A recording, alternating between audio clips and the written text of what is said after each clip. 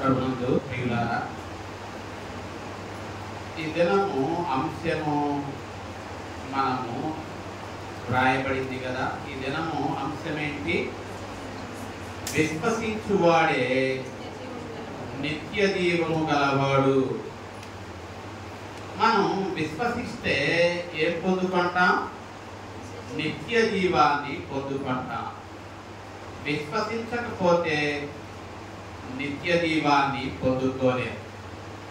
ఈ దినము యోహాను సువార్త 6వ అధ్యాయంలో 41 నుండి 51 వచనాలలో మనం ఈ మాటలు చూస్తాం. 47వ వచనంలో విశ్వసించువాడే నిత్య జీవము గలవాడు అన్న మాట మనకు అక్కడ కనపడుతుంది. మరి యేసు ప్రభువు వారు 41వ వచనంలో నేను పరలోకము నుండి దిగి వచ్చిన జీవాహారము అన్నారు. యేసు ప్రభువు వారు ఏమన్నాడు?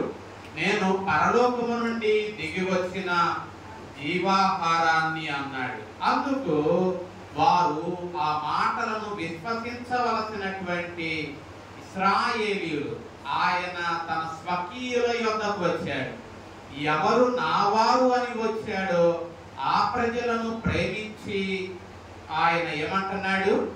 నేను పరలోకము నుండి దిగి వచ్చిన జీవాహారమని తాను తన వారుగా భావించినటువంటి తన ప్రజలతో ఈ మాట ఆయన పలికినప్పుడు వారు ఆ మాటలను విని వారు ఏం చేశారు? విశ్వసించారా? విశ్వసించలేదు. వారు ఏం చేశారు? సడిగారు. కాబట్టి ప్రభునందు ప్రియులారా, సనుగుడు అనేది మరి మనలను దేవునికి దూరం చేస్తుంది. సనుగుడు అనేది ఒకవేళ మనలో సనుగుడు అనేది ఉంటే విశ్వాసము ఉండదు. ఒకవేళ మనం విశ్వసిస్తూ ఉన్నట్లయితే ఎంత మాత్రము మనం ఏం చేయం? సనగము. కాబట్టి ఇక్కడ యేసు ప్రభువు వారు నేను పరలోకము నుండి దిగి వచ్చిన ఆహారము అని ఆయన చెప్పినప్పుడు వారు విశ్వసించినట్లయితే వారు ఎంత మాత్రము ఏం చేసేవారు కాదు? సడిగేవారు కాదు. మరి వారు ఏమంటూ ఉన్నారు? ఈయన యోసేపు కుమారుడైన యేసు కాడా అంటూ ఉన్నారు. ఈయన యోసేపు కుమారుడైన యేసు కాడా? అది నిజమైన అది ఆ మాటలో సత్యముందా? అసలు యేసు యోసేపు కుమారుడైన ఆయన యోసేపు కుమారుడా? కాడు కదా.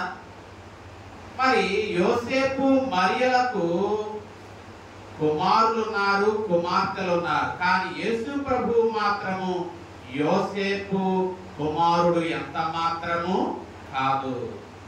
మరి ఆయన ఎవరు? ఆయన 41వ వచనంలో మనం చదివినట్లు ఆయన పరలోకము నుండి దిగి వచ్చినటువంటి వాడు. ఆయన పరలోకము నుండి దిగి వచ్చాడే గాని ఆయన యోసేపు కుమారుడు ఎంత మాత్రము కాదు. మరి ఇదే విషయాన్ని మత్తయి సువార్తలో కూడా 13వ అధ్యాయం మనము చూస్తే ఒకసారి మత్తయి సువార్త 13వ అధ్యాయము 55వ వచనంలో కూడా మనం ఏం చదువుతాం? అందువ 55వ వచనంలో ఇతడు వడ్లవాణి కుమారుడు కాడా? ఇతని తల్లి పేరు మరియ కాదా?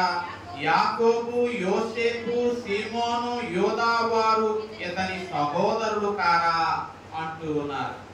మరి యేసు ప్రభువు వలన మరి ఎన్నో కార్యాలు జరుగుతూ ఉన్నాయి. ఆయన ఒక చక్కని ఆయన దివ్యమైన బోధను బోధిస్తూ ఉన్నాడు. ఆయన బోధను వారు వినినటువంటి వారు ఆయన జ్ఞానాన్ని వారు మరి ఎరిగి వారు అంటూ ఉన్నారు, ఈయనకి జ్ఞానం ఎక్కడిది? ఈయన వలన మరి ఈ అద్భుతములు ఎలా జరుగుతూ ఉన్నాయి? ఈయన ఎలా ఇటువంటి అద్భుతాలను చేస్తున్నాడు? ఈయనకి జ్ఞానం ఎక్కడిది? మరి ఈయన తల్లిదండ్రులు చదువుకున్నవారు కాదు, ఈయన సహోదరులు సహోదరులు ఎంత మాత్రము మరి పాండిత్యము గలవారు కాదు. కానీ ఈయన బోధ మాత్రం ఎలా ఉంది? మరి జ్ఞానముతో కూడిన బోధ. ఆయన ఎటువంటి బోధ చేశాడు? ఆయన ఇంతకు ముందు ఎవరు విననటువంటి దివ్యమైన బోధ చేశాడు. పరలోకపు సత్యాలను ఆయన వారికి బోధించాడు. ఆయన అనేకమైన అద్భుతములను, మనుషుడు చేయజాలనటువంటి అద్భుత కార్యాలను, సూచక క్రియలను ఆయన చేశాడు. ఆయన ఎన్నో అద్భుతమైన వాగ్దానాలు వారికి ఇచ్చాడు. కాబట్టి వారు ఆయన వలన అద్భుతమైన వాగ్దానాలు పొందుతూ ఉన్నారు. ఆయన వలన పరలోకపు సంగతులను వారు వింటూ ఉన్నారు. ఆయన వారి మధ్య అద్భుతమైనటువంటి కార్యాలను, సూచక్రియలను చేస్తూ ఉన్నాడు. అయినప్పటికీ వారు చూస్తూ ఉన్నప్పటికీ, వింటూ ఉన్నప్పటికీ వారు ఆయన విషయమై ఏం చేశారు? సడుగుతూ ఉన్నారు. ఆయన యందు విశ్వాసం ఉంచలేదు. ఆయన ఏమని చెప్పాడు? పరలోకము నుండి దిగి వచ్చిన జీవాహారాన్ని అని తనను గురించి తాను చెప్పుకున్నాడు. ఆయన మాట వారు విశ్వసించలేదు. వారు ఆయనను యోసేపు కుమారుడు అని తలస్తూ ఉన్నారు. కానీ ఆయన యోసేపు కుమారుడు ఎంత మాత్రము కాదు. ఆయన ఏ రీతిగా ఆయన జన్మించాడో మన మత్తయి సువార్త 1వ అధ్యాయంలో మనం చూస్తాం కదా. 1:8 మనం చూస్తే మత్తయి సువార్త యేసుక్రీస్తు జనన విధము ఏ రీతిగా ఉందో ఇక్కడ మత్తయి సువార్తికుడు చెప్తూ ఉన్నాడు. ఆయన తల్లి అయిన మరియ యోసేపునకు ప్రధానము చేయబడిన తరువాత వారేకము కాకమునుపు ఆమె ఎవరి వలన? పరిశుద్ధాత్మ వలన గర్భవతిగా ఉండెను. ఆమె భర్త అయిన యోసేపు నీతిమంతుడై ఉండి ఆమెను అవమానపరచనొల్లక రహస్యముగా ఆమెను ఏం చేశాడు? విడనాడాలి అని ఉద్దేశించాడు. ఆ సంగతులను గురించి యోసేపు ఆలోచించుకుంటూ ఉండగా ప్రభుదూత స్వప్నమందు అతనికి ప్రత్యక్షమై, దావీదు కుమారుడైన యోసేపు, నీ భార్య అయిన మరియను చేర్చుకొనుటకు భయపడకుము. ఆమె గర్భము ధరించినది ఏ రీతిగా? పరిశుద్ధాత్మ వలన కలిగినది అని చెప్పి దేవుడు మత్తయి సువార్తికుని ద్వారా స్పష్టంగా రాయించాడు. మరి ఆ రీతిగా వారు ఏకము కాకమునుపే మరి పరిశుద్ధాత్మ వలన యేసు ప్రభు జన్మించాడు. ఆయన ఏ రీతిగా యోసేపు కుమారుడవుతాడు? కాబట్టి ఆ సత్యాన్ని వారు గ్రహించలేదు. ఆయన మరి ఇందాక చెప్పినట్లు ఆయన పరలోకము నుండి దిగి వచ్చినటువంటి దైవ కుమారుడు. ఆ విషయాన్ని లూకాసు వార్తికుడు కూడా 1వ అధ్యాయంలో చెప్తూ ఉన్నాడు. ఒకసారి లూకాసు వార్త 1:26లో చూస్తే, 6వ నెలలో గబ్రియేలు దేవదూత నా గలిలయలోని నజరేతు అనే ఊరికి వచ్చింది. దావీదు వంశస్థుడైన యోసేపునకు ఒక పురుషునికి ప్రదానము చేయబడిన కన్యక యొద్దకు దేవుని చేత గబ్రియేలు దూత ఏం చేయబడ్డాడు? పంపబడ్డాడు. ఆ కన్యక పేరు ఏంటి? మరియా. ఆ దూత మరి నజరేతులో ఉన్నటువంటి మరియ దగ్గరకు వచ్చి ఏమంటుంది? ఆమెను చూచి, దయాప్రాప్తురాలా, నీకు శుభము, ప్రభువు నీకు తోడై ఉన్నాడు అని చెప్పినందుకు ఆ మాటకు మరియ బహుగా ఏమైంది? తొందరపడి ఆ శుభవచనం ఏమిటో అని ఆలోచిస్తూ ఉన్నప్పుడు దూత అంటుంది, మరియా భయపడకు, దేవుని వలన నీవు కృప పొందావు. ఇదిగో నీవు గర్భము ధరించి కుమారుని కని ఆయనకు యేసు అని పేరు పెడతావు. ఆయన గొప్పవాడ. ఎవరి కుమారుడు? యోసేపు కుమారుడా? కాదు. ఆయన ఎవరి కుమారుడు? సర్వోన్నతుడైన దేవుని కుమారుడు అనబడతాడు. ఎందుకంటే ప్రభు అయిన దేవుడు ఆయన తండ్రి అయిన దావీదు సింహాసనము ఆయనకిచ్చును. ఆయన యాకోబు వంశస్థులను యుగ యుగములు ఏలును. ఆయన రాజ్యము అంతము లేనిదయ్యుండునని ఆమెతో చెప్పినప్పుడు మరియా ఏమంటుంది? నేను పురుషుని ఎరుగని దాననే, ఇది ఎలాగు జరుగునని ఆ దూతతో అన్నప్పుడు దూత అంటున్నాడు, పరిశుద్ధాత్మ నీ మీదికి వస్తుంది, సర్వోన్నతుని యొక్క శక్తి నిన్ను కమ్ముకుంటది కనుక పుట్టబోవు శిశువు పరిశుద్ధుడై ఎవరి కుమారుడు? ఇక్కడ వీళ్ళేమంటున్నారు, ఇక్కడ యోసేపు కుమారుడు కాడా అంటున్నారు. కానీ యేసు ప్రభువు వారు ఆయన పుట్టక మునిపే ఆయన ఎవరి కుమారుడు అని గాబ్రియేలు దూత చెప్తూ ఉన్నాడు. పరిశుద్ధాత్మ నీ మీదికి వస్తది, సర్వోన్నతుని యొక్క శక్తి నిన్ను కమ్ముకుంటది, కాబట్టి పుట్టబోవే శిశువు పరిశుద్ధుడై ఎవరి కుమారుడు? దేవుని కుమారుడు అనబడతాడు. కాబట్టి ప్రభునందు ప్రియులారా, యేసు ప్రభువు చెప్పింది వాస్తవమే కదా. ఆయన పరలోకము నుండి దిగి వచ్చాడు. క్రిస్మస్ అంటే యేసు పుట్టడం కాదు, యేసు ప్రభువు వారు రావడం. ఆయనకు పుట్టుక లేదు, ఆయనకు మరణం లేదు. దేవునికి పుట్టుకుందండి, దేవునికి పుట్టుక లేదు, దేవునికి మరణం లేదు. మరి క్రిస్మస్ అంటే పరమనందున్న దేవుడు భూమి మీదకి మానవునిగా రక్తమాంసములు గలవాడుగా మారాడు. కాబట్టి ఆయన మరి లోకమునకు మానవావతారిగా ఆయన వచ్చాడు. కాబట్టి ప్రభునందు ప్రియులారా, ఆయన యోసేపు కుమారుడు ఎంత మాత్రము కాదు, ఆయన దేవుని కుమారుడు. కాబట్టి ఆయన నేను పరలోకము నుండి దిగి వచ్చాను అని ఆయన చెప్తూ ఉన్నాడు. కాబట్టి ప్రభునందు ప్రియులారా, 42వ వచనంలో వాళ్ళు అంటున్నారు, యోహాను సువార్త 6:42లో, ఈయన తల్లిదండ్రులను మనం ఎరుగుదుము కదా, నేను పరలోకము నుండి దిగి వచ్చి ఉన్నానని ఈయన ఎలాగూ చెప్పుతున్నాడు. ఈయన తల్లిదండ్రులు మనకు తెలుసు. ఈయన తండ్రి ఏమి చేస్తాడో, ఇతడు వడ్లవాణి కుమారుడు కాదా? ఇతని తండ్రి వడ్లవాడు కదా, ఇతని తల్లి మరియ కదా, ఇతని సహోదరులు మనం ఎరిగిన వారమే కదా. మరి ఈయన యోసేపు మరియల కుమారుడై ఉండి ఈయన ఏమంటున్నాడు? పరలోకము నుండి దిగి వచ్చాను అంటున్నాడు. మరి నేను పరలోకము నుండి దిగి వచ్చాను అని ఈయన ఎలాగూ చెప్పుకుంటూ ఉన్నాడు అని చెప్పి ఆయన విషయమై వారు సణిగిరి. 43వ వచనంలో ఆ మాట చూస్తాం.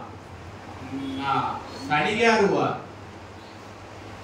అందుకని యేసయ్య వారు సణిగారు కాబట్టి యేసయ్య అంటున్నాడు, మీలో మీరు సణుగుకొనకుడి అంటున్నాడు. అంటే ఈ దినము అంశము విశ్వసిస్తే సణగము.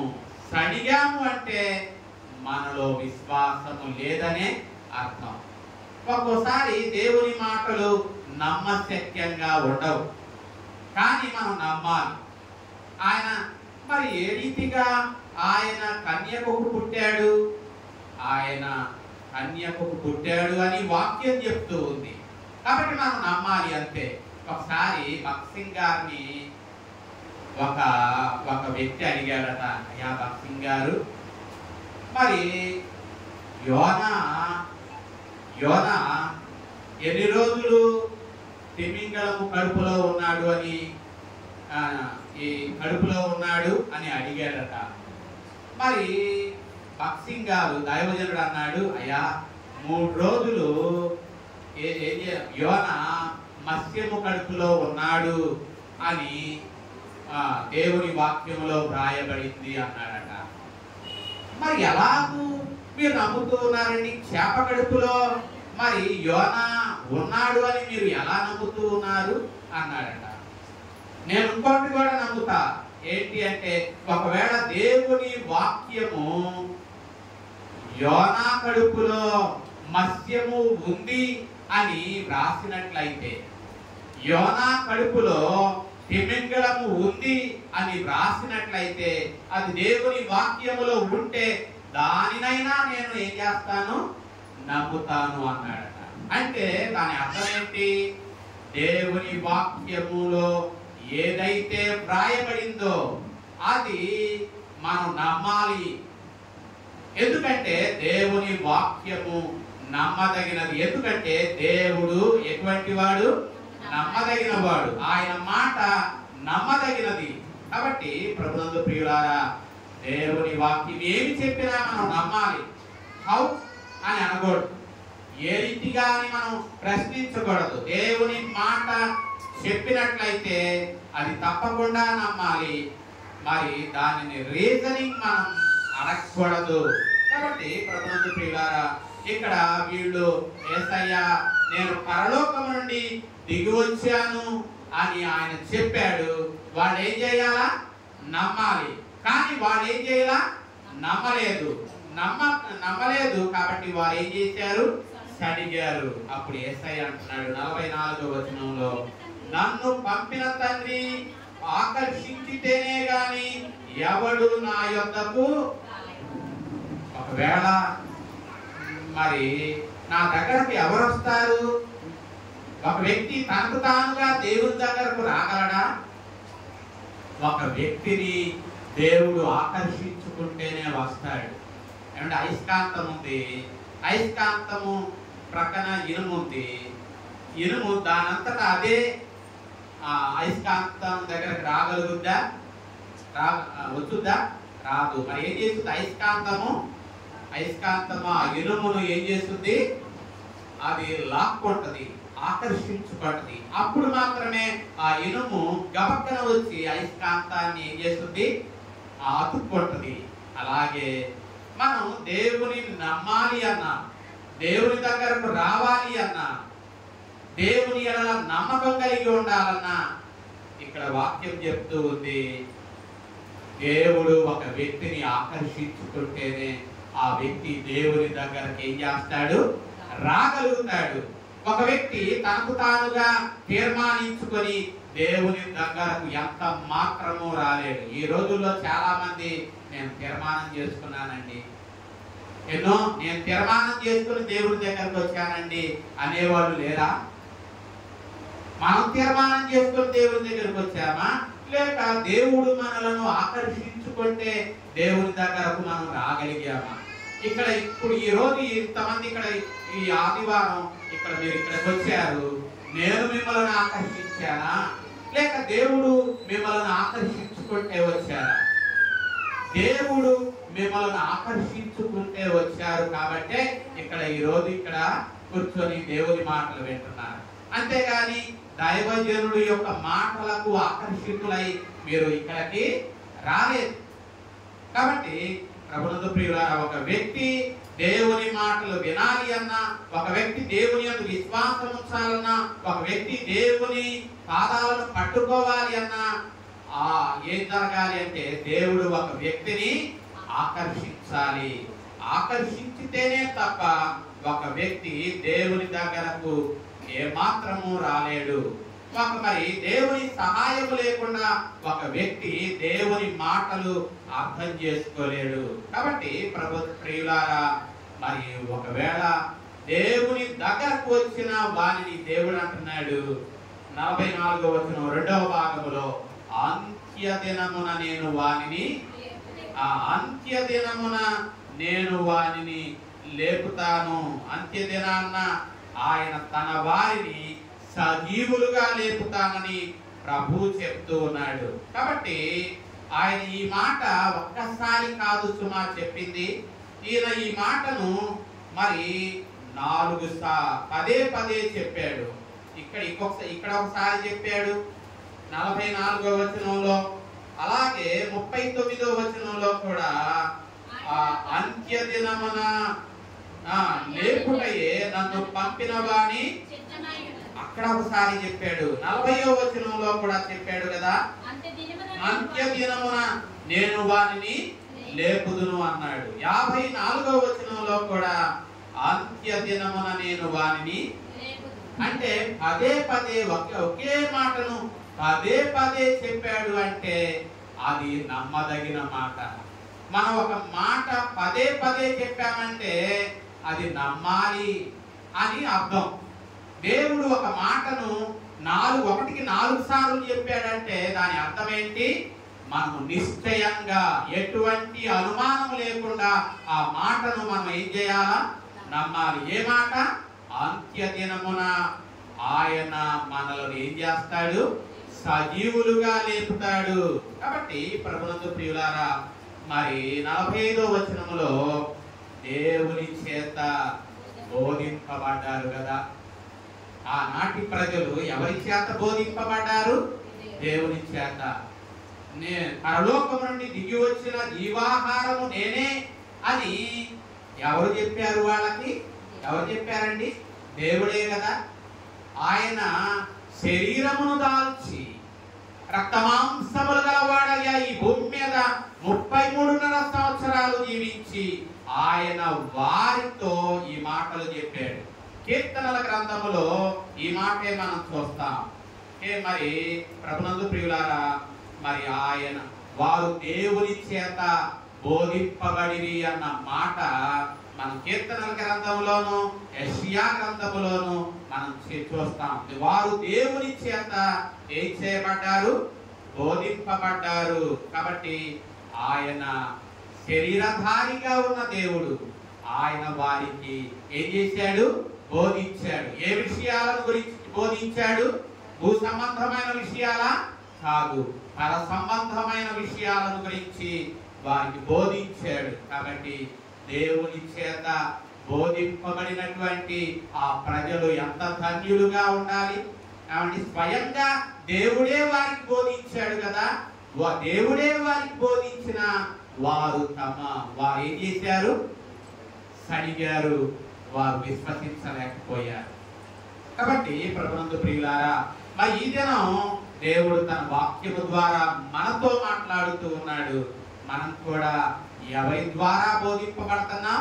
దేవుని చేత.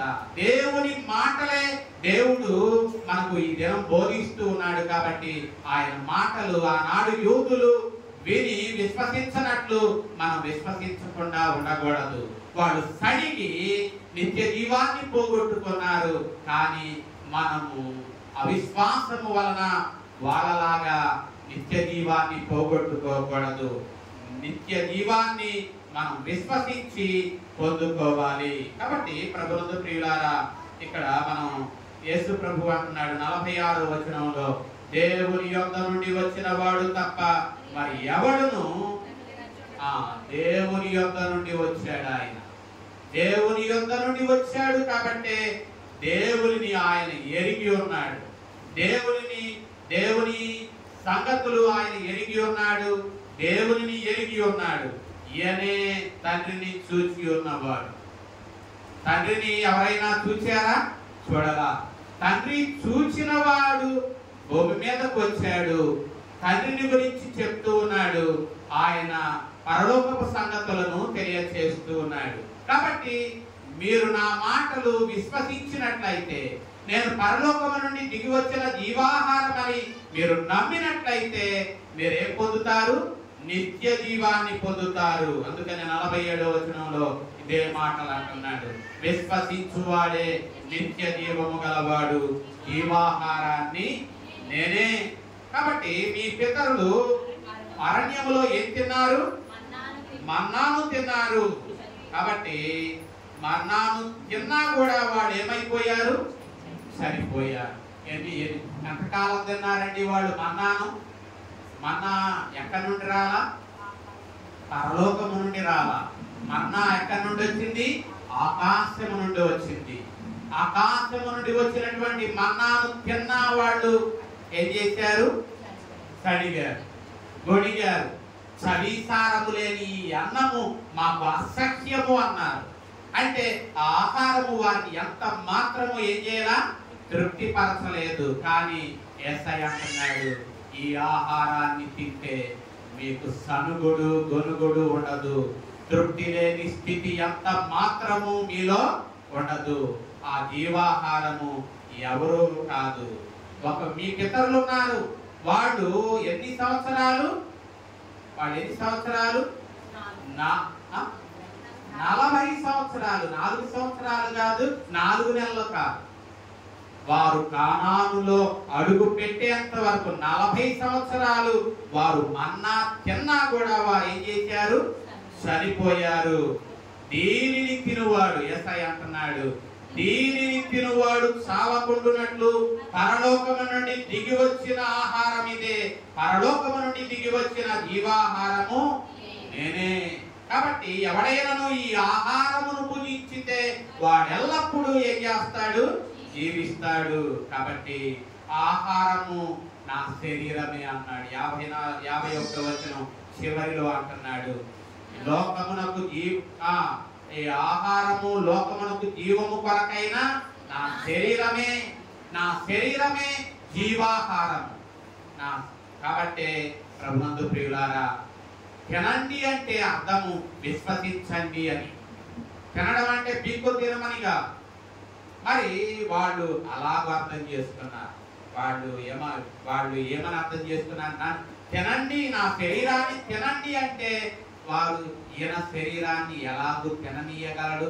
ఇది కఠినమైన మాట కదా అని చెప్పి 60వ వచనంలో ఇది కఠినమైన మాట, ఇది ఎవడు వినగలడని చెప్పుకొని ఆ నాట నుండి శిష్యులలో అనేకులు 66వ వచనంలో అప్పటి నుండి ఆయన శిష్యులలో అనేకులు వెనుతీసి మరి ఎన్నడూను ఆయనను ఏం చేయలేదు. చూసారా? ఆయన మాటలు విశ్వసించిన వాడే అర్థం చేసుకోగలుగుతాడు. విశ్వసించని వానికి ఆయన మాటలు ఎలా ఉంటాయి? వెర్రి మాటలుగా ఉంటాయి. ఆయన మాటలను అపార్థం చేసుకుంటారు. కాబట్టి నీవు విశ్వసిస్తే నీవు ఆయన మాటలు అర్థం చేసుకుంటావు. విశ్వసిస్తే నీవు నిత్య జీవాన్ని పొందుతావు. కాబట్టి ప్రభునందు ప్రియులారా, యేసు ప్రభువు వారు నీవు విశ్వసిస్తున్నావా? ఎంతో కాలం నుండి మనం ప్రభు దగ్గరకు వస్తున్నాం. మరి ఆయన పట్ల మన విశ్వాసము ఎటువంటిది? యూదుల వలె ఈయన యోసేపు కుమారుడు కాడా అని ఒకవేళ అనుమానించే వారిలో మనం ఉన్నామేమో, అనుమానిస్తున్నామేమో, సడుగుతూ ఉన్నామేమో, ఇంకా ఆయన నుండి నిత్య జీవాన్ని మనం పొందలేకపోతున్నామేమో, ఆయన నుండి నిజమైన ఆశీర్వాదాన్ని మనం పొందలేకపోతున్నామేమో. కాబట్టి ప్రియులారా, మనం విశ్వసిద్దాం. మరి పాత నిబంధనలోనికి మనం వెళితే ఈ దినము రాజుల మొదటి గ్రంథము 19వ అధ్యాయం మనం చదువుకున్నాం కదా. ఒకసారి రాజుల మొదటి గ్రంథము 19వ అధ్యాయం 4 నుండి 8 వచనాలు చదువుకున్నాం. అక్కడ ప్రవక్త అయిన ఏలియా మనకు కనపడతాడు.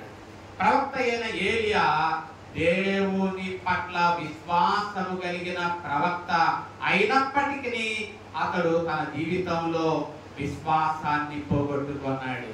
కాబట్టి అతడు మరి యెజబేలు అంటుంది ఏమని? 19:2లో యెజబేలు అంటుంది, రేపు ఈ వేళకు నేను నీ ప్రాణమును వారిలో ఒకని ప్రాణము వలె చేయని ఎడల దేవుడు నాకు గొప్ప అపాయము కలుగజేయునుగాక అంటుంది. యెజబేలు ఎవరు? ఇశ్రాయేలీయుల రాణి, ఆహాబు యొక్క భార్య. ఆహాబు భార్య యెజబేలు. యెజబేలు దేవుని విశ్వసించినటువంటి స్త్రీ, దేవుని ఎరుగనటువంటి స్త్రీ. మరి దేవుని ప్రవక్త, దేవుని ఎరిగినటువంటి వాడు, దేవుని ప్రతినిధి, దేవుని ఎరగనటువంటి ఒక స్త్రీ దేవుని సేవకుడి మీద సవాలు చేస్తూ ఉంది. ఏమని? ఇదిగో నీవు 450 మంది బయలు ప్రవక్తలను నీవు చంపించావు కదా, రేపు ఈ వేళకు నేను కూడా నీ ప్రాణమును వారిలో ఒకని ప్రాణము వలె చేయని ఎడల దేవుడు నాకు గొప్ప అపాయము కలుగజేయునుగాక అంటుంది. కాబట్టి ఆ సమాచారమును తెలుసుకున్నటువంటి దైవజనుడు ప్రవక్త ఏలియా ఏం చేశాడు? తన ప్రాణమును కాపాడుకొనడానికై బెర్షెబా నుండి ఎక్కడికి వెళ్ళాడు? 8వ వచనంలో బెర్షెబా నుండి ఎక్కడికి వెళ్ళాడండి? హోరేబునకు వెళ్ళాడు. ఎంత దూరం అండి? బెర్షెబా నుండి హోరేబు అంటే సీనాయి పర్వతం. సీనాయి పర్వతానికి దూరం ఎంత? బెర్షెబా నుండి హోరేబుకు దూరం ఎంత? 400 కిలోమీటర్లు. 400 కిలోమీటర్లు పరిగెత్తాడు. ఎన్ని రోజులు? 40 రోజులు. రేయింబవళ్ళు పరిగెత్తాడు. ఎందుకు? దేవుని ఎరుగనటువంటి ఒక స్త్రీ ఏమంది? రేపు ఈ వేళకు నేను నీ ప్రాణమును బయలు ప్రవక్తలలో ఒకని ప్రాణము వలె చేయని ఎడల దేవుడు నాకు గొప్ప అపాయము కలుగజేయునుగా. కానీ ఆమె శపథం చేసింది. ఆ మాటను, ఆ సమాచారాన్ని తెలుసుకొనినటువంటి ఏలియా ఏం చేశాడు? తన ప్రాణాన్ని కాపాడుకోవడానికి 40 రోజులు పరిగెత్తాడు. 400 కిలోమీటర్లు పరిగెత్తాడు. అంటే ఏలియాకు దేవుని పట్ల నమ్మకం ఉందా లేదా? అంటే ఏలియాకు దేవుని మీద నమ్మకం ఉందా, లేక యెజబేలు మాట మీద నమ్మకం ఉందా? యెజబేలు మాట నెరవేర్చుద్ది అన్న నమ్మకం అతనిలో నాటుకుపోయింది. అమ్మో, నా ప్రాణాన్ని కాపాడుకోవాలి, యెజబేలుకి ఎంత మాత్రము నేను చిక్కకూడదు అని చెప్పి పరుగు పరుగు పరుగు పరుగు పరుగు పరుగు తీసుకుంటూ ఎక్కడికి వచ్చాడు? హోరేపుకు వచ్చాడు. 450 మంది ప్రవక్తల ఎదుట తానొక్కడే నిలబడి వారిని చంపించాడు. అప్పుడు దేవుడు మరి తన ప్రాణాన్ని 400 మంది వచ్చి ఏలియా మీద పడితే ఏలియా తట్టుకోగలుగుతాడా? వాళ్ళ కాళ్ళ క్రింద త్రొక్కబడి చచ్చిపోయేవాడు. కానీ 450 మంది బయలు ప్రవక్తలను చంపినటువంటి ఏలియా, వాళ్ళను చంపటానికి దేవుడు తనతో ఉన్నాడు, ఇప్పుడు తనతో ఉన్నాడు అని నమ్మాడా? నమ్మలేదు. ఇదిగో యెజబేలు నన్ను చంపుతి అని చెప్పిన దేవుడు నాకు తోడై ఉన్నాడు. 450 మంది బయలు ప్రవక్తలను చంపినప్పుడు దేవుడు నాకు తోడై ఉన్నాడు. నా ప్రాణాన్ని దేవుడు కాపాడాడు. ఈ స్త్రీ మరి నన్ను చంపుతుంది అని ఆమె శపథం చేసింది. కానీ దేవుడు నా పక్షాన ఉన్నాడు, దేవుడు నా ప్రాణాన్ని కాపాడగలడు అని నమ్మినట్లయితే ఏలియా పరిగెత్తుకుంటూ 400 కిలోమీటర్లు రేయింబవళ్ళు పరిగెత్తుకొని బెర్షెబా నుండి హోరేబులకు వచ్చేవాడు ఎంత మాత్రము కాదు. చాలాసార్లు మనం కూడా దేవుని మాటలు లక్ష్య పెట్టాం, దేవుడు మనతో ఉన్నాడని లక్ష్య పెట్టాం. మనం కూడా మన విశ్వాసాన్ని పోగొట్టుకొనిన సందర్భాలు ఎన్నో ఉన్నాయి కదా. కాబట్టి మన శ్రమను బట్టి, మన అక్కరను బట్టి, మన ఇబ్బందిని బట్టి, మన రోగాన్ని బట్టి, మన సమస్యను బట్టి మనం బెదిరిపోయి, అదిరిపోయి, కృంగిపోయి ఇక్కడ ఏమని ప్రార్థన చేశాడు? ఇంత మట్టుకు చాలునయ్యా, నా ప్రాణం తీసుకో, ఇక చాలయ్యా, నా ప్రాణం తీసుకో అని ప్రార్థన చేశాడు. కాబట్టి ప్రభునందు ప్రియులారా, అందుకనే యాకోబు అన్నాడు, ఏలియా మన వంటి స్వభావము గల మనుష్యుడే అని అన్నాడా? సారీ, యాకోబు పత్రికలో ఆ మాట అన్నాడు కదా 5:17లో. యాకోబు పత్రిక 5:17లో ఏలియా మన వంటి స్వభావము గల మనుష్యుడే. ఎందుకు ఆ మాట రాయించాడు పరిశుద్ధాత్మ దేవుడు? ఏలియా ఒకప్పుడు దేవుని కోసం రోషము కలిగి బయలు ప్రవక్తలను చంపించాడు. దేవుని కొరకు రోషము కలిగి నిలబడినటువంటి ఏలియా మరి ఒక సందర్భం వచ్చేసరికి తన ప్రాణాన్ని కాపాడుకోవడానికి ఏం చేశాడు? పరుగో పరుగో పరుగో పరుగో పరుగో పరుగో. దేవుడు లేడా కాపాడడానికి? తన ప్రాణాన్ని కాపాడడానికి దేవుడు లేడా? ఉన్నాడు అని నమ్మినట్లయితే అంత దూరం పరిగెత్తుకొచ్చేవాడు కాదు. కాబట్టి పరిశుద్ధాత్మ దేవుడు ఈ యాకోబు పత్రికలో ఏలియా మన వంటి స్వభావం గల మనుషుడే. ఒక్కోసారి మన ఆత్మీయ జీవితం కూడా ఇలాగే ఉంటది. మనం దేవునిలో ఇలాగే ఉంటాం. ఒకప్పుడు ఎంతో ఆసక్తిగా ఉంటాం, ఒకప్పుడు ఎంతో దేవునిలో బలంగా ముందుకు సాగుతాం, ఒక్కోసారి బలహీనమవుతాం. కాబట్టి ప్రభుత్వ ప్రియులారా, మరి మన జీవితాలలో ఈ ఆటుపోట్లు ఉంటాయి. మన భక్తి జీవితం కూడా ఆటుపోట్లకు గురి అవుతుంది. నిరాశ పడవలసిన పని లేదు. మనం బలహీనులమే, కానీ మనం విశ్వసించినట్లయితే మనం ఏం పొందుకుంటాం? నిత్య జీవాన్ని పొందుకుంటాం. ఏలియా నమ్మకం ఉన్నట్లయితే దేవుడు నిలబెట్టేవాడే, పారిపోకుండా నిలబెట్టేవాడే. కానీ విశ్వాసాన్ని పోగొట్టుకున్నాడు కాబట్టి పరిగెత్తాడు. ఇక్కడ మరి సువార్త పాఠంలో కూడా వారు విశ్వసించినట్లయితే వారు నిత్య జీవాన్ని పొందుకునేవారే. కానీ వారు నిత్య జీవాన్ని పొందుకున్నారా? నిత్య జీవాన్ని పొందుకోవాలి. కారణం వారు ఆయన మాటల యందు ఏం చేయాల విశ్వాసం ఉంచలేదు కాబట్టి నిత్య జీవాన్ని వారు పోగొట్టుకున్నారు. కాబట్టి ప్రభునందు ప్రియులారా, మరి మనం పత్రికా పాఠంలోనికి వెళుతున్నాం. ఒకసారి పత్రికా పాఠంలో మన ఎఫెసీయులకు రాసినటువంటి పత్రిక 4వ అధ్యాయంలో మనం మరి దుఃఖపరచొద్దు అంటాడు. కాబట్టి మనం ఎన్నోసార్లు దుఃఖపరుస్తున్నాం. ఏ రీతిగా?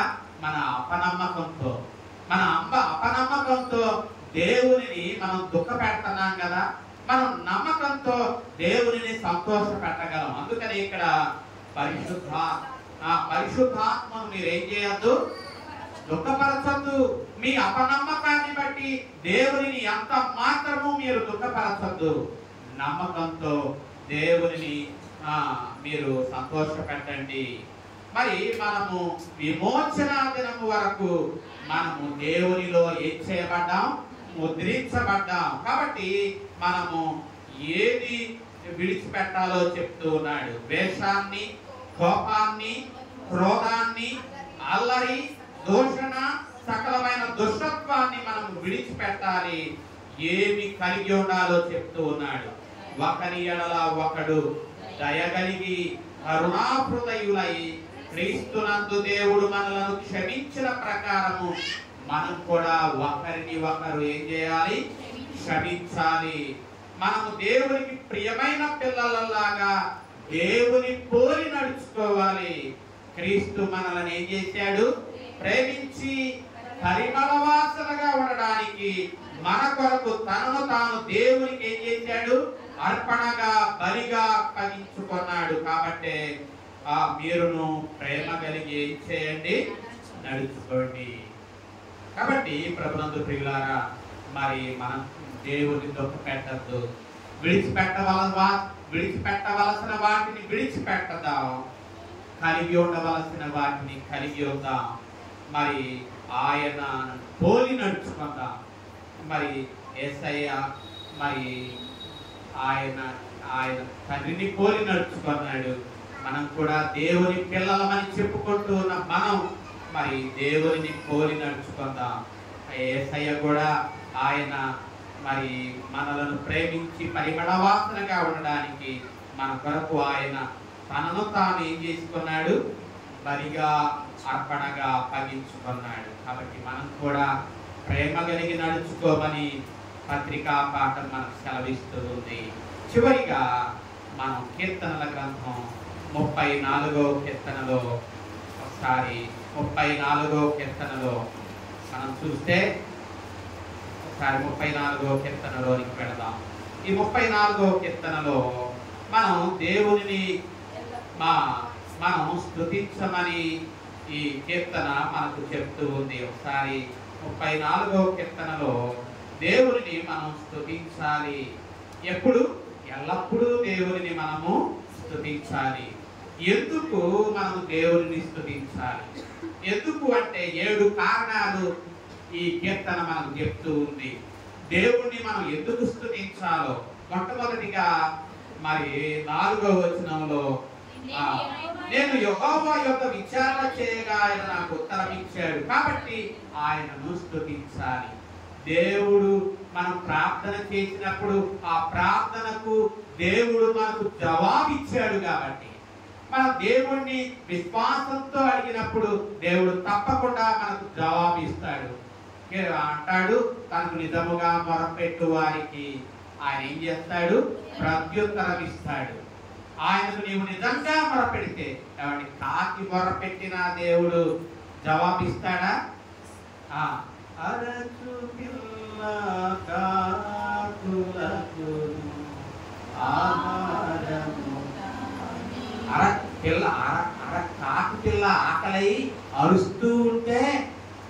కాకి అరుపును కూడా దేవుడు, అది కాకి ప్రార్థన, కాకి ఆకలయ్యి కావు కావు అని అరుస్తుంది. అది ఆహారం కొరకు దేవునికి మొరపెట్టినప్పుడు కాకి మొర్రను దేవుడు వినడా? కాకి మొర్రను వింటాడు. సింహపు పిల్ల ఆకలి కొనినప్పుడు సింహపు పిల్ల యొక్క ఆకలిని దేవుడు తీరుస్తాడు. అలాగే అరణ్యములో చిన్న పిల్లవాడు ఇష్మాయేలు పడవేసి ఆ తల్లి ఏడుస్తూ ఉంది. దాహం వేసింది ఆ పిల్లవాడికి. ఆ పిల్లవాడు ఏడుస్తూ మొరపెడుతూ ఉన్నాడు. ఆ పిల్లవాడి యొక్క మొర కూడా దేవుడు వింటాడు. పిల్లవాని మొర వింటాడు, కాకి మొర వింటాడు, సింహపు పిల్ల మొర వింటాడు. దేవుడు నీ మొర వినడా? ఇక్కడ అంటున్నాడు, నేను యెహోవా వద్ద విచారణ చేయగా ఆయన నాకు ఉత్తరం ఇచ్చాను. అంటే విచారణ అంటే దేవునికి మొర పెడితే ఆయన తప్పకుండా మనకు జవాబును ఇస్తాడు. కాబట్టి నీవు మొరపెట్టినప్పుడు దేవుడు నాకు జవాబు ఇచ్చాడు. దావీదు అంటున్నాడు, దేవుడు నా కష్టకాలంలో నేను మొరపెట్టినప్పుడు దేవుడు నాకు జవాబు ఇచ్చాడు. కాబట్టి ఈ కారణాన్ని బట్టి దేవుడిని ఏం చేస్తాను, నేను స్తుతిస్తాను అంటున్నాడు. ఇంకొక కారణం 4వ వచనంలోనే 2వ భాగం, నాకు కలిగిన భయములన్నింటిలో నుండి ఆయన నన్ను తప్పించాడు. అది మనకెన్నో భయాలు కదండి. భయం లేని వాళ్ళు ఎవరైనా ఉన్నారా అండి? ఆ పిల్లలకు కూడా భయమే, సాక్షికి కూడా భయమే కదా, పిల్లలకు కూడా భయమే, పూర్వీక కూడా భయమే. పడేస్తారేమోనని జుట్టు గట్టిగా పట్టుకుంటుంది కదా,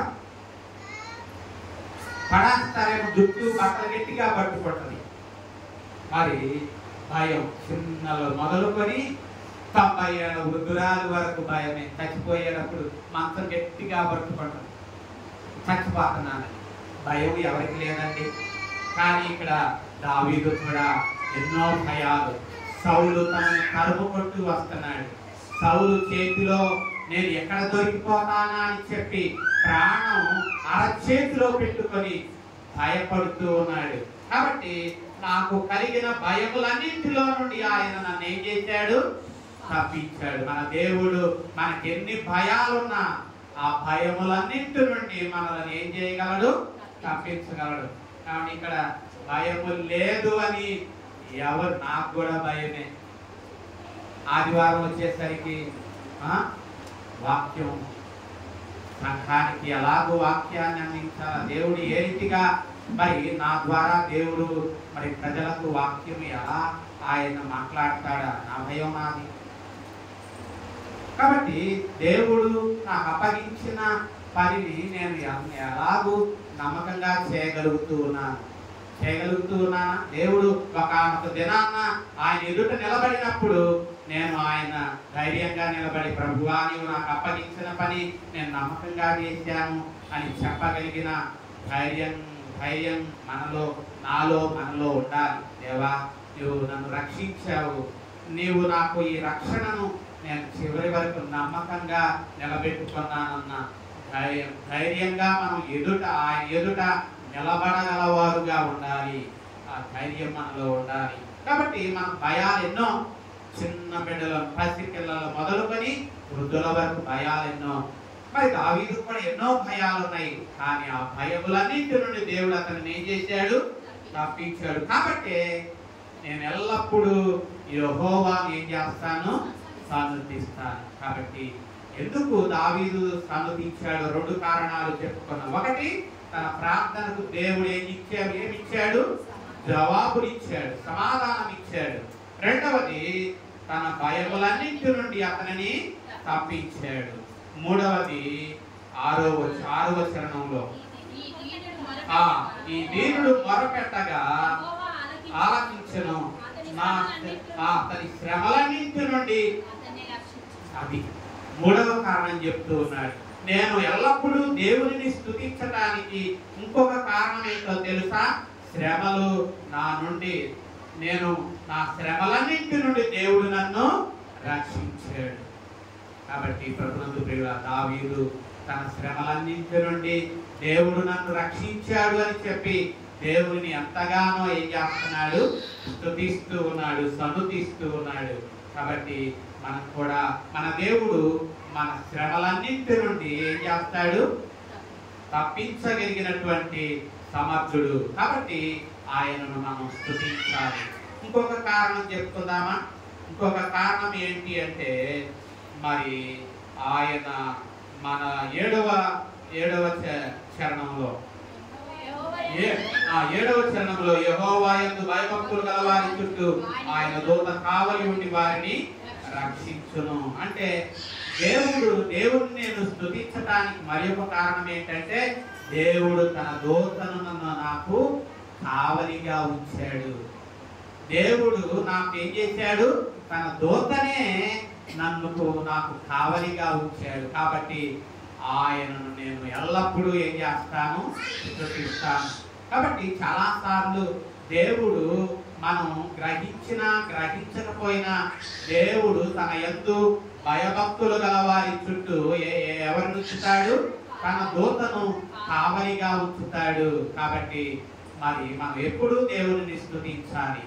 మరి ఇప్పుడు చాలా కారణాలు. ఒకటి, నా ప్రార్థనకు దేవుడు జవాబిచ్చాడు కాబట్టి దేవుడిని స్తుతిస్తా. రెండవది, నా భయములన్నింటి నుండి దేవుడు నన్ను తప్పించాడు కాబట్టి నేను ఎల్లప్పుడూ దేవుడిని స్తుతిస్తా. మూడవది, నా శ్రమలన్నింటి నుండి దేవుడు నన్ను రక్షించాడు కాబట్టి దేవుడిని స్తుతిస్తా. నాలుగవది, దేవుడు తన దూతనే నాకు కావలిగా ఉంచి నన్ను రక్షించాడు కాబట్టి దేవుడిని స్తుతిస్తా. ఇంకో కారణం చెప్పమంటారా? 9వ చరణంలో ఆయన యందు భయభక్తులు ఉంచువానికి ఏ మేలును ఏం చేయదు, కొదవలేదు. కొదవలేని జీవితాన్ని దేవుడు నాకు ప్రసాదించాడు కాబట్టి దేవుడిని నేను స్తుతిస్తా. దేవుడు నీ జీవితంలో కాపరిగా ఉంటే నీకు ఎటువంటి కొదువ అనేది ఉండదు. కాబట్టి దేవుడు నీకు కాపరిగా ఉన్నాడా? దేవుడు కాపరిగా లేకపోతే నీకు అన్ని కొదువలే, అన్ని వెలితిగానే ఉంటాయి. కానీ దేవుడు నీ జీవితంలో కాపరిగా ఉన్నట్టయితే నువ్వు ఎటువంటి కొదువను నువ్వు కలిగి ఉండవు. ఒకవేళ కొదువ ఉన్నా అది కొదువుగా ఎంత మాత్రమో నీకు అనిపించదు. కాబట్టి దేవుని స్తుతించడానికి ఎన్ని కారణాలు ఈ 34వ కీర్తనలో దావీదు చెప్తూ ఉన్నాడు. కొదువలేని జీవితాన్ని దేవుడు నాకు ఇచ్చాడు కాబట్టి దేవుని నేను స్తుతిస్తాను. ఇంకొక కారణం చెప్తూ ఉన్నాడు. మరి 19వ చరణంలో నీతిమంతునికి కలుగు ఆపదలు వాటన్నింటి నుండి ఆపదలు ఎన్ని కొన్నా, నీతిమంతునికి ఆపదలు కొన్నా అనేకములు. నీ జీవితంలో ఆపదలు అనేకములు, కానీ వాటన్నింటి నుండి, కొన్నింటి నుండి కాదు సుమా, ఆపదలు అనేకములు రావచ్చు. వాటన్నింటి నుండి దేవుడు నిన్ను విడిపించగలవాడు. కాబట్టి దావీదు అంటున్నాడు, తన జీవితంలో తనకు ఎన్నో ఆపదలు కలిగినాయి. వాటన్నింటి నుండి దావీదును ఏం చేశాడు, తప్పించాడు. కాబట్టి నేను ఎల్లప్పుడూ దేవుడిని ఏం చేస్తాను, స్తుతిస్తాను. చివరిగా 22వ చరణంలో చెప్తూ ఉన్నాడు, యెహోవా తన సేవకుల ప్రాణమును. అది 7 కారణాలు దేవుడు తనను స్తుతించటానికి గల కారణాలు 7 కీర్తనలో మనం చూస్తాం. కాబట్టి దేవుడు నా ప్రాణాన్ని విమోచించాడు, శత్రు చేతి నుండి మరి తప్పించి నా ప్రాణమును విమోచించాడు. కాబట్టి నేను ఎల్లప్పుడూ దేవుని ఏం చేస్తాను, స్తుతిస్తాను. కాబట్టి నీ జీవితంలో మరి దేవుని స్తుతించడానికి ఏమైనా కారణం ఉందా? దావీదు చూశారా ఎన్ని కారణాలను బట్టి దేవుని స్తుతించాడో. మరి నీ జీవితంలో కూడా ఎప్పుడన్నా నీవు గ్రహించావా? దేవుడిని స్తుతించడానికి దేవుడు నా పట్ల ఇన్ని కార్యాలు చేశాడు కాబట్టి నేను దేవుడిని స్తుతిస్తాను అని నువ్వు ఎప్పుడైనా తీర్మానించావా? లేకపోతే యూదులాగా నీవు సడుగుతూనే ఉన్నావా? నాకు దేవుడు ఏం చేశాడు, వాళ్ళు అనుకున్నారు దేవుని మాటలు నమ్మక వారు సడిగి నిత్య జీవాన్ని పోగొట్టుకున్నారు. కానీ దావీదు శ్రమలన్నింటిలో దేవుడు తన పట్ల చేసిన మేలులన్నింటిని బట్టి దేవుడిని ఏం చేశాడు? స్తుతించాడు. కాబట్టి మనం ఏనాడు కూడా సనగద్దు, గొడగద్దు, విశ్వసిద్దాం.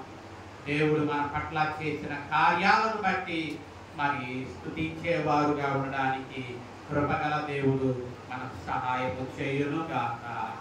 ఆమేన్. సమస్త జ్ఞానానికి మించిన దేవుని సమాధానము యేసుక్రీస్తు వలన మన హృదయములకును తలంపులకును కావలి ఉండి నడిపించును గాక. ఆమేన్.